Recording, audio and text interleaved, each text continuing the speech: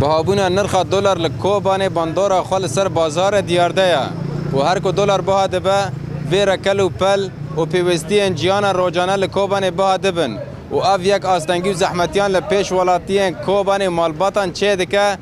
دلار هر تشت گریدای به قیمت دلاره گاو دلار بها دبه هر تشت بها دبه خارن بها دبه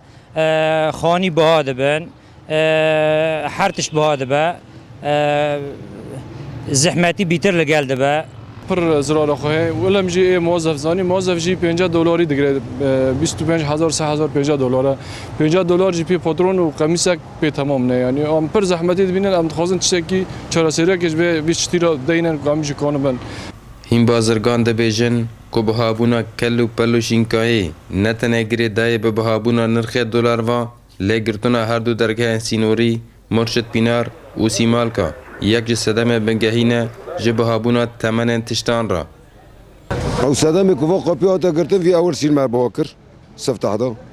و بري ترك بابو ما بابو بر دولار بابو ويج ما بواكر قابي سيمال كاجياتا قرتن اوج ما بابو كاسكايت فردان نما كوكاف كاسكاي هاجي بر بوات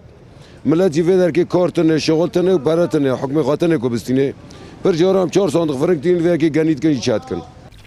لگوری نرینن بازرگان دلار کو بهابونا نرخ دلار لهمبر لیره سوری به وی آوای مزن گریدای بروشا کو تواهی سوری تیرا در باسته به لیل کوبان جدا بود ده نرخ کرن و فروتنا دلار ده هیا اوجی به صدما دور پیش کرنه یا لورا کو تمنه هر تشته بو جیانه جدورن سوریان دین بهاتر ده به تاجر توری مزن ده سوق سوری دا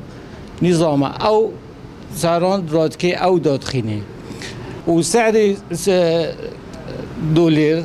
لكوباني عرض وطلب او ديكي مؤثر يعني متاثره بكيرا اغلب محافظات ديرا زیده تری سه هیونگل کوبان دروشک جیانی زور و زحمت را در باسته به و به تایبت پشتی گرتنا درگه مرشد پینار و سیمال که لپیش هاتنا آلی کاریان مروواهی جبلی و روجاوا دور پیشکریه جه آلی چکدارن داعش و هگر کو اف هر دو درگه نیم و کرن لپیش آلی کاریان مروواهی و دروجن پیش در روشا مروواهی هین خرابه به پاران مسکو NRT کوبانی